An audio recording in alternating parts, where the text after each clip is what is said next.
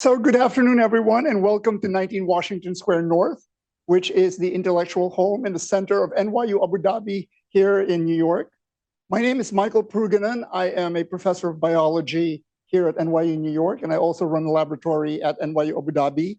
And I also serve as the academic director here at 19 Washington Square North. So over the length of the academic year, 19 Washington Square North is home to many different wonderful programs, lectures, film screenings, workshops, and conferences. And it also serves as a place where community, the NYU Abu Dhabi community, the students, the faculty, the New York community get together to learn and to know more about different parts of the world, including, of course, Abu Dhabi and the Gulf region. A key partner of ours here is the NYU Abu Dhabi Institute in Abu Dhabi in New York, which organizes many of the activities here at 19 Washington Square North. I want to acknowledge the work of Sharon Haken-Bergman, the Director of Academic and Research Programs of the NYU Abu Dhabi Institute over there at the corner, who with her staff puts many of these activities together. Thank you, Sharon. So today we're very, very pleased to see all of you for this film screening of Nine Parts of Desire, a wonderful film that has been shown around the world and also on PBS these past few months. After the screening, which will run just under an hour, we will have a conversation with the playwright, actor Heather Raffo, and the film producer Nilou Safinya, who's here with us today. This conversation, thank you, give it up for them. So this conversation will be led by Tisch Professor of Drama Catherine Coray after the screening. So before we go with the conversation, let's start and screen the film. Thank you. So I want to first of all thank Heather and Nilou for bringing us this wonderful work here. It's really moving and it's a wonderful, wonderful piece. What I neglected to say, by the way, was that the film was an adaptation from Heather's one-woman play that she performed. I don't even remember when, but way back when. But we'll go into that a little more in the short conversation that we're going to have. And I want to introduce the panel that's going to do that. First, the conversation will be led by Catherine Coray, the professor of drama at Tisch and an affiliate faculty at NYU Abu Dhabi. So she can come up. Catherine has taught and collaborated with artists in Austria, Belarus, Chile, Cuba, Egypt, and Lebanon. As an actor, she worked regionally and off-Broadway with directors such as Anne Bogart and Andre Gregory. She was the director of the Lark Middle East U.S. Playwright Exchange and has co-produced various works with the NYU Abu Dhabi Institute. Catherine is currently a producing affiliate with the Noor Theater and serves on the advisory boards of the Georgetown Laboratory for Global Performance and Politics think tank, Global Thread Productions in San Francisco, and the Artistic Advisory Council of Playwrights Horizon. Thank you. We also have with us Nilou Safinya, an Iranian-American producer working in film and theater and who produced Nine Parts of Desire. Nilou's film career began with Levantine Entertainment as an associate producer from Eureka in 2009, where she served as a vice president of TV and film development and production for 3 years.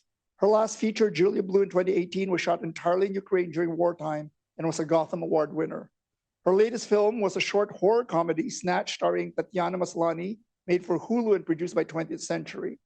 She's also the founding president of the board of directors for the Obie Award-winning Noor Theater in New York City, dedicated to developing and producing the work of artists of Middle Eastern descent. Thank you.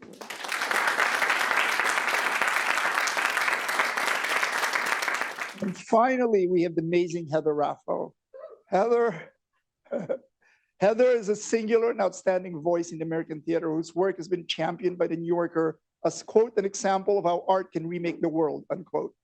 Having helped forge a new genre of Arab American theater, she spent her career writing and embodying stories of Iraq.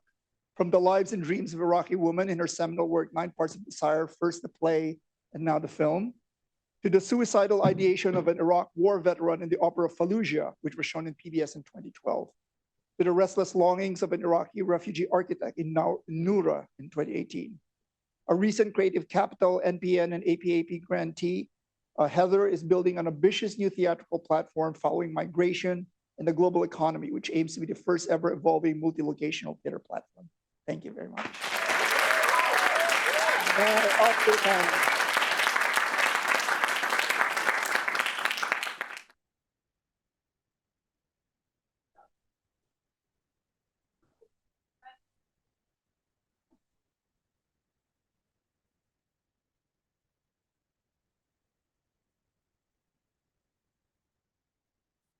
Is that on? Oh, it is. Great. So here we are. And well, what do you want to talk about? I'm just kidding.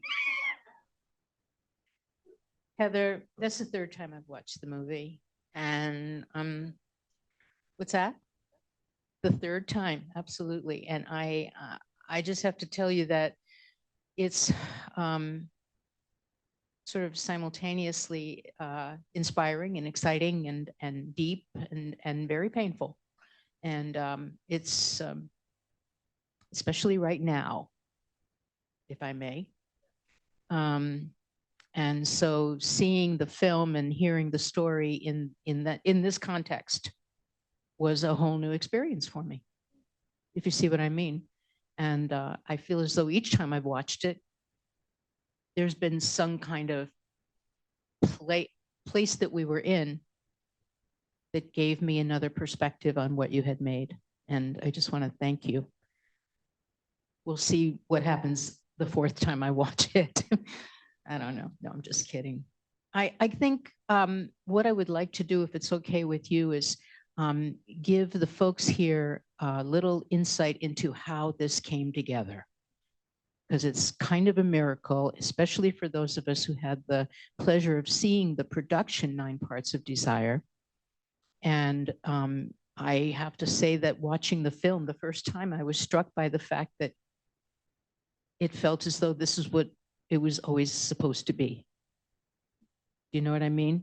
That the voices and the women and the haunting just really came through for me in a whole new way. How did it get started? How did you start to conceive doing it for film? Can you talk a little bit about that? Yeah, I can speak to our COVID times and theaters reaching out, trying to make virtual theater. And the opportunity came to film what the producers at People's Light and Detroit Public Theater had imagined was going to be a film of a play, a one-woman show, because it was COVID time. So it was even better. One actress on a stage, let's film it. And that was considered and taken in, but eventually it was not really what the dream was. The dream was a film, but then what? Right? And I think that what continued to eat away at me was my dad had just passed away in March 19th of 2020. So it was right at the beginning of COVID, and March 19th is the anniversary of the start of the Iraq War. So in 2020, that was what anniversary? The 17th, thanks. Good math, right? So that's what I was carrying. But more so than that, I was carrying that when I had written the play, almost all my Iraqi relatives were in Iraq, and I was worried about their lives.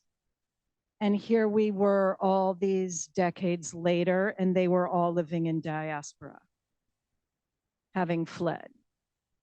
So my sense of homeland and attachment had been deeply discombobulated. And the other big thing I was carrying was the many costs of that war and how they were reverberating through American society.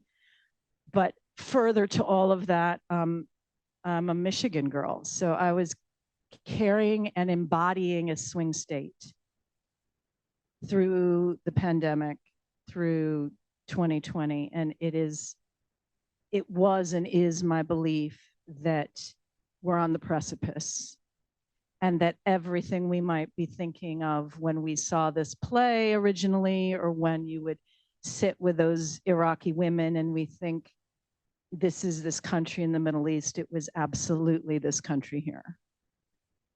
The fabric of a society that had been for each other was suddenly not for each other, and didn't even know how to continue to talk to each other. So the fault line to me was Michigan. The fault line was a swing state.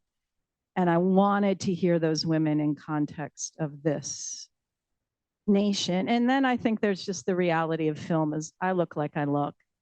and I'm an American person, and we talked about it. It's like, well, yeah, if you do a film, you want 9 Iraqi actresses on location in the Middle East. It's just what you want. It's what you deserve. It's what you need. That's the film. And this thing is that wasn't the budget. Like was this own unique little thing.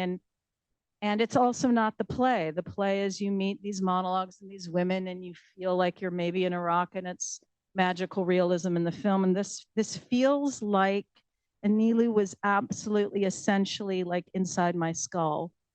She kept excavating what it felt like to be me, Heather, kind of the actress walking around with these women for 20 years, right? It's like, I'm lonely in my grief. I couldn't bury my dad. We couldn't gather publicly. Who's with you? We're talking to ourselves during COVID, right? We were all going completely isolated, crazy. And characters like this, these women, these ancestors, were literally haunting. You know, they're beside me. And that's what happens to, I think, many of us when we lose someone. People come. Spirits come, like we're connected. And Nilou was my creative partner in adapting that to saying, okay, I read this play, I'm holding this play, now what? Right? And they started to haunt the space. The other big thing was we had one location, and that was literally the oldest Iraqi church in North America that was on the banks of the Flint River. And if anybody'd seen the play, they know that the Tigris is in the middle of the stage and everything goes in and out of that water. And being a Michigan girl, you know, Michigan water is the future of this nation.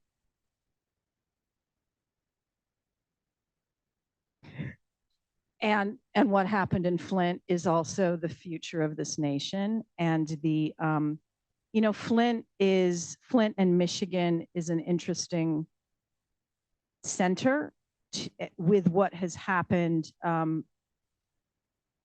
via the car industry. What has blossomed and then bottomed out because of our need for oil is essential to Flint and Detroit, and what has happened and bottomed out in the Middle East because of our need for oil is, in my opinion, the same thing. So when we walk around that neighborhood in Flint, literally those houses are on either side of the church. It's exactly, we didn't make any, I mean, that's the neighborhood. So it felt like America. So the conversations about moving 9 parts to film started with you and Nilou? No, talk to me. Where did this start? Zach, People's Light in Theater in Pennsylvania. the artistic director of People's Light Theater, saying, hey, it's COVID times. Would you be interested in filming the play? And then many conversations. After he wanted later. it, we finished the film. Yeah, exactly. After we came out of isolation, the film was finished. So not quite when Zach wanted it, but yeah, it started with Zach, and then Detroit Public Theater also got involved, and they became the co-partner. And we started some partnership conversations with PBS as well in Detroit, and there were a couple of iterations that we went through. And ultimately, once we decided that this was the version of the film we wanted to make, and we were all set on that, then it took some time to get us to a place where we could do that and do it in the right way. And that's what brought us here ultimately, but it took a little bit longer than we'd originally planned. And I remember having conversations with you, Heather, about who would direct the film, and Mike seemed like just sort of a natural way to go. Can you talk a little bit about how you came together with Mike and how the 3 of you worked together a little bit? I had been I wouldn't say working with Mike, but in conversation with Mike via a Noor commission that happened during COVID. That I facilitated. That you facilitated, and you facilitated that meeting, and he and I had an uncanny relationship. And when it became really clear to me that Michigan was at the heart of what I was hoping would happen with this, Mike Mosallam is a film director born and raised in Michigan. And I know most of you know this, but Michigan has the largest Arab American community anywhere in the world outside of the Middle East. And Mike was raised there. So while neither of us were raised in Flint, we just kept circling the thing we wanted to think about and say about Michigan. And Mike's very used to the constraints of theater as well. So it was kind of handy that it wasn't like, you know, it wasn't expecting the big budgets to come in. Like we knew what the undertaking was. Right. Mike's a wonderful artist and a great director. And he actually created a film that some of you may want to check into also called Breaking Fast. Very special movie, very special. Okay, so. And he brings so much humor to the room. Always. And that was so, the levity was so precious in this process, to have him walk in on rehearsal days singing musical theater at the top of his lungs as we're doing all this. Yeah. Mike's stories later on. No, we adore him. He's in California. Otherwise, he would be with us right now. And so did you go to People's Light as part of the developmental process? Were you working on the campus there, or how did it work? Were we in person in Pennsylvania? Yeah. No. Okay. So go ahead. All of the film development work was essentially done remotely. Got it. Heather and I worked on the script remotely for a while. And then we also went to Michigan a couple of times to scout. We did that together. One time, the three of us, and then another time, Heather and I went back, just the two of us. And then right before we went into production, I think a month before we went into production, Heather and I went out to LA and spent a few days just with Mike, the three of us, to do, to rehearse, since Heather was all the actors. So we didn't need anybody else there. So that was useful. But yeah, we needed other people there, but we just didn't have we didn't have anybody else. But yeah, we did. That was essentially it. Most of it was all done virtually. Right. Another thing I wanted to touch on, Heather, was part of the conversation we had last weekend when we did the panel for the MENA Theater Makers convening, and just talking about the immigrant communities that we three and many people here have been part of, and what was it like to actually be there? Do you know what I mean? To be in that area where you had grown up, and what is the community like there now? Well, the community in Michigan changes regularly with each new wave of immigration. It also changes zeitgeist quite regularly with each new tragedy. Yeah. Right? It was not the same community pre 9/11 than it was post 9/11. It's not the same community now. The largest Iraqi Christian, which is what I am, Chaldean community anywhere in the world is now in Michigan, post ISIS overtaking Mosul in Iraq. So like it's just, and it changes. What the community changes. Michigan as a community itself is really compelling to me because it's got one of the largest Black cities in Detroit of anywhere in the nation. It's just so diverse. It's Black and white, it's liberal, it's conservative, it's Muslim, it's Christian. Like it's a true kind of diversity that when you can do theater, I'd say more than film, you're in a hot conversation that feels like it's the most essential conversation of the country. Yeah, absolutely. Before I open it up and see if anybody would like to ask you, either of you or both of you, a couple of questions, I'm wondering what the reception to the film has been. What have you experienced in terms of people talking to you about their experience of watching the film and how they're relating to it?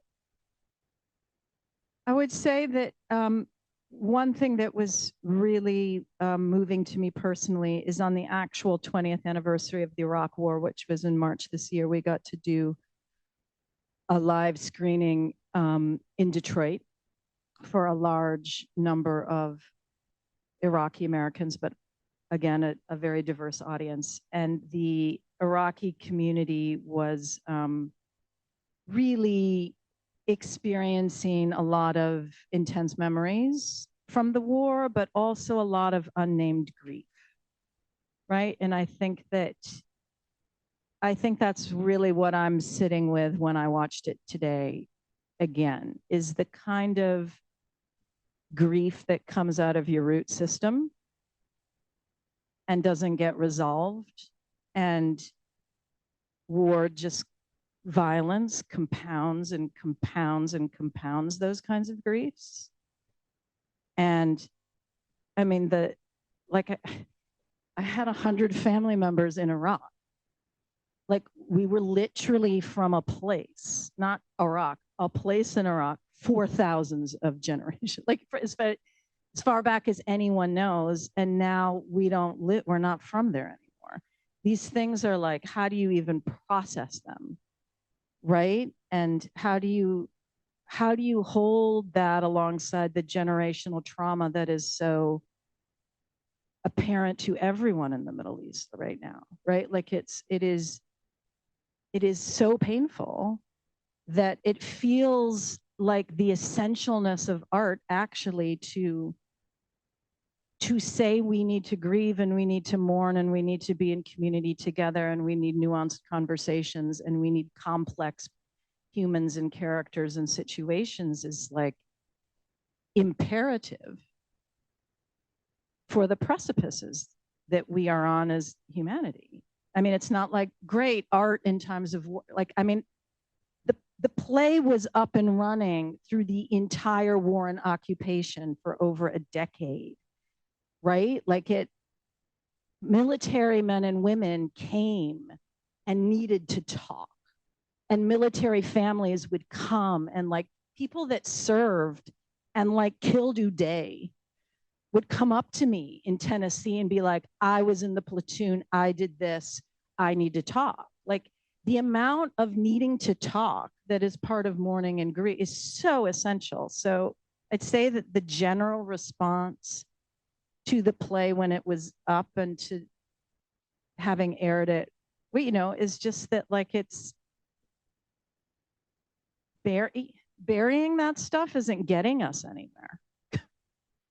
Right. And you and I have been talking very recently about coming together with people in the community, that just even being in the same room has a tremendously healing effect on all of us. Even Having when we were difficult conversation. and we were in a virtual panel last weekend, and even that was helpful, just to hear from everybody and just to know what everyone has been dealing with, especially the last month.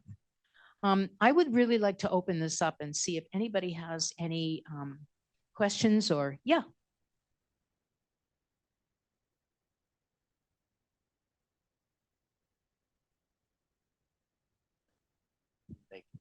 Thank you very much for the film. My name is Hussein Simko. I'm from Iraq, Kurdistan, Iraq. And I just wanted to ask, actually, when was the last time you went back to Iraq and paid a visit? That's all. Yeah, the last time was 2013. Okay. How did it feel for you then? It felt important. Each time I go, it feels like touching my soul, right? But it also felt so different in 2013 than it had the time I was there before, which was in 1993. And my freedom of movement was very different in 2013. So I felt like I was doing a deep dive in a small way. I was in Kurdistan, but that I couldn't, you know, I didn't get to go to Baghdad. I didn't get to go to Mosul on that trip. So it was honestly, it felt like saying goodbye, not to the country, but to my family's place in as part of the fabric of the nation. Yeah. What else? Yes, please. From the title, before I decided to come, I thought the movie is going to be about, because it said the lives and loves of Iraqi women. So I thought the movie is in Iraq. And now apparently are American, Iraqi American in Michigan, Detroit.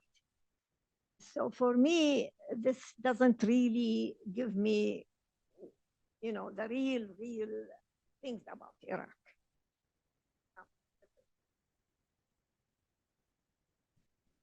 Anything else? Confusing advertising. We watch out for that. Yeah. Do we want to talk about the women, the ancestors, the other women, and where their stories came from? That's a great idea. Yeah, the original play is built around the 9 women that that in the play take place in different monologues. The Bedouin and the artist and the girl and the exile. And those came out of years worth of interviews with Iraqi women. And I think that in that's how I have been carrying and holding their lives and loves. I can imagine though, when you're only seeing Michigan because film is so realistic and way less metaphoric than when we're in the live in theater and can give you a set and kind of make believe we're in different places. I can imagine how the push and pull of reality of what's happening could be confusing. And we know, like, there are elements of this that are totally confusing. And in a way, we know, like, it's like you can only get to where you can get. Like, there's sometimes I'm like, we should have just shot monologues and just spent it, like, I don't know. Like, But sometimes it is magical realism, right? The film, that is part of the structure of the film. It's up to you a lot of times to also decide how much of these women are meant to be real, if they are figments of the American's imagination, if they are parts of her, if they are her ancestors, what they are. Somehow the grief within her is calling them to her, right? To help her through the morning. But it's up to you to decide how much of them is real and how much of that is not real. Nilou, since we're talking about that, I'm just wondering, from your perspective, since we have you and we so seldom do, just to say, I'm curious as to what were the particular challenges. I'm sure there were many producing a film, but what were the particular joys around this for you? That's a great question. That's not where I thought that question was going. I was really ready for the first part. I think one of the things I would say is that we intentionally crewed up this film to have a lot of women on the set. In the film industry, that's not really an easy thing to do. You have to do it with a lot of intention. It takes a lot of effort to have your lighting and your grip department be entirely women, to have your camera department be entirely women is a hard thing to do. And we did it on purpose because this is a film about women and women's experiences. And we wanted to have as many women in the room as we could to be a part of that storytelling. And it's very rare to have everybody in your crew feel truly invested in the storytelling. Normally, your grip, again, is not listening to the story. That's not their job. They're there to do their job, and that's it.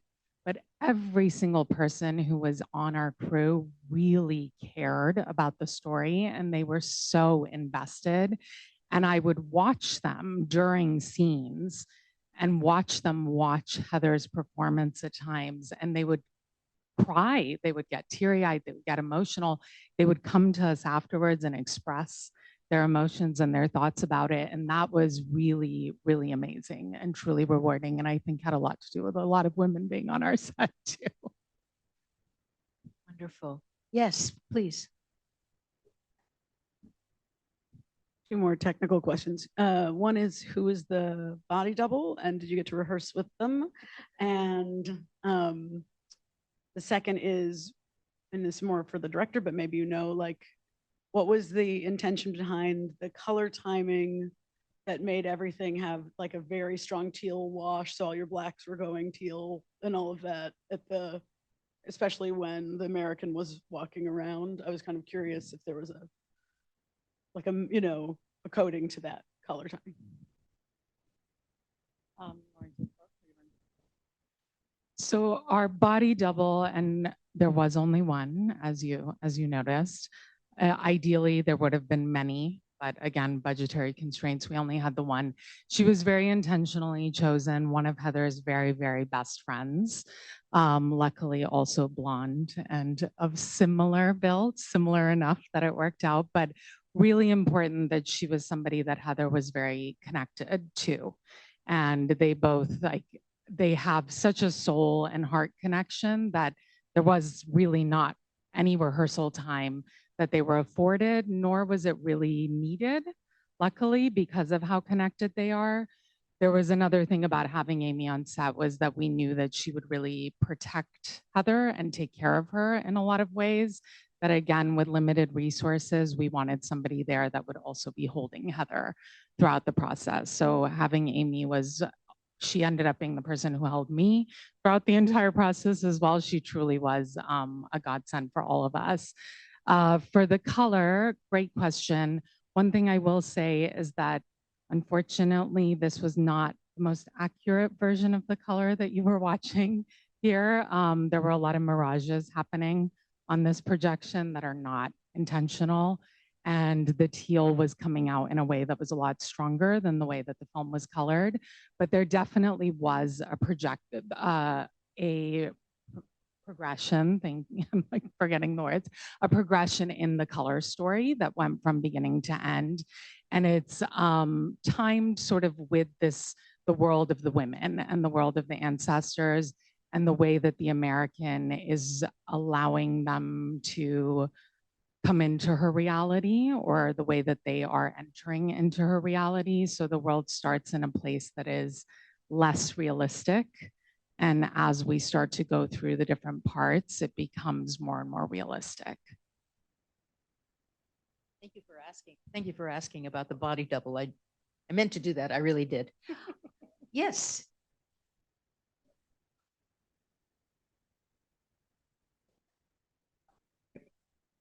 And seeing this is, it's really beautiful, and so in some ways it feels so similar, and in some ways so different. I'm curious, as someone embodying this role, these 9 roles, in stage form, what was your process preparing for like these roles differently? And I know, having sat with them for such a long time now, how moving between them in a production process and a film process, how that was different in theater versus film. It was, I would say the film was so much harder, even though doing a solo show is the hardest thing I ever did. But in the play, they once you start with one and then move to the next, you're building a momentum that the actor is in control of for the 90 minutes.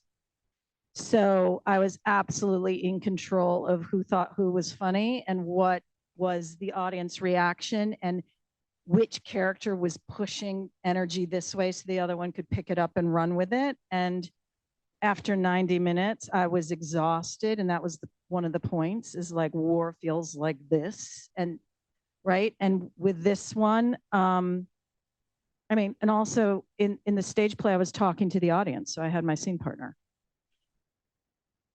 And this was really, this was so terrifying, because even with Amy to talk to sometimes, it wasn't all the time. So it was very discombobulating not know who was actors, that's what we're trained for. We're going for one thing from a person, right? So it was that with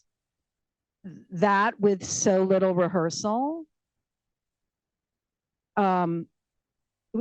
was what we did was nearly impossible, right? Like it was so ambitious an idea for really truly being nearly impossible to do. Like we shot it in 6 days, and all that material, it's like basically go do a monologue twice.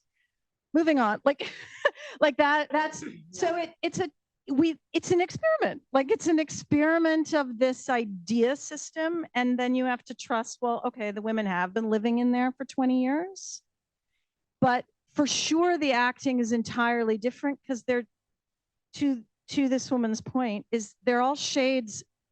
They're just like a little shadow of me.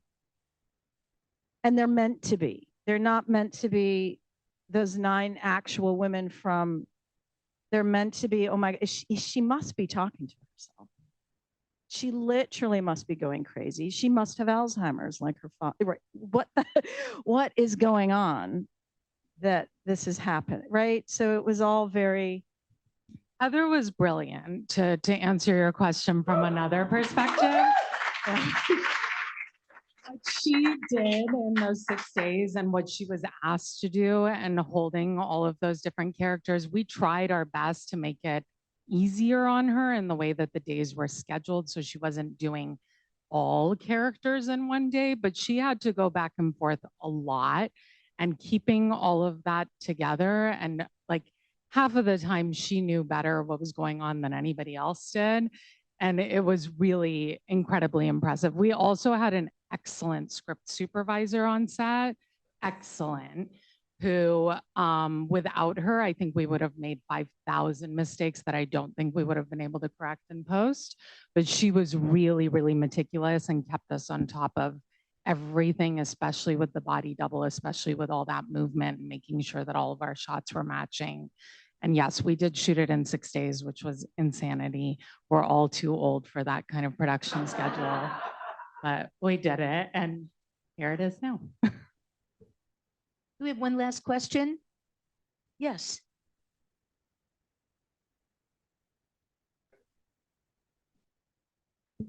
Hi, Heather.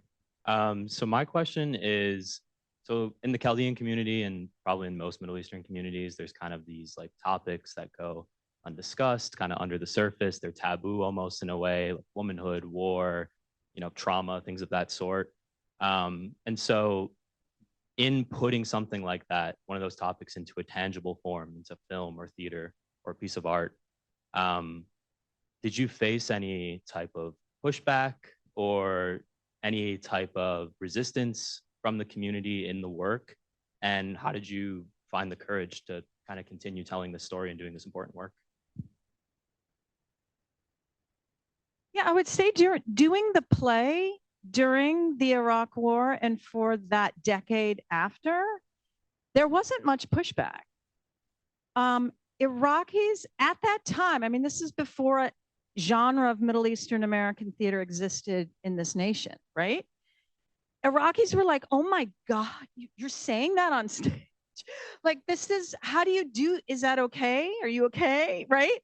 Like, and then they needed to feed me, right? So that sense of like, and they couldn't believe American audiences were watching it and crying or laughing or whatever. Like, they couldn't believe they were feeling understood. So there really wasn't much pushback then. That doesn't mean it wasn't dangerous. Like, where it was dangerous and where the pushback was from America not wanting an Iraqi story on stage. Like that, there was a lot of pushback about that, right? But I would say that I would say the only pushback we got in the film land was that we were supposed to actually shoot in the oldest Iraqi church, and were offered it, people that were working there who loved my work and wanted to give us this sacred space, right? And the bishop found out and was like, oh, hell no, there will not be a movie. 10 And- days before the shoot. Right.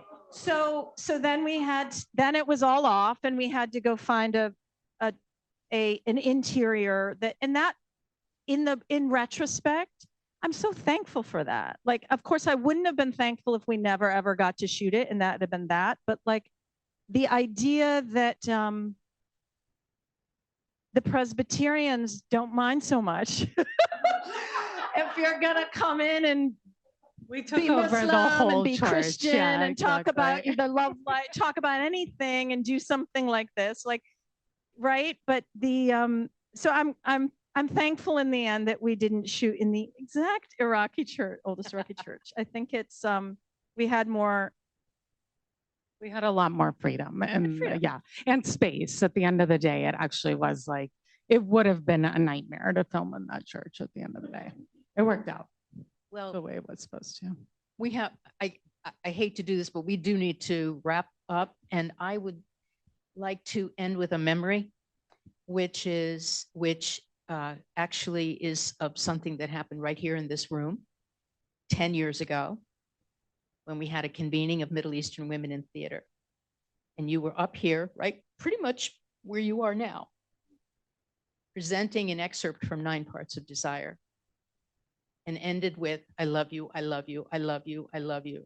And that beautiful Iraqi playwright stood up and was like, I love you, I love you, I love you, back to you, okay?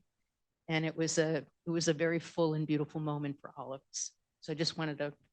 and that's Catherine who brings us all together.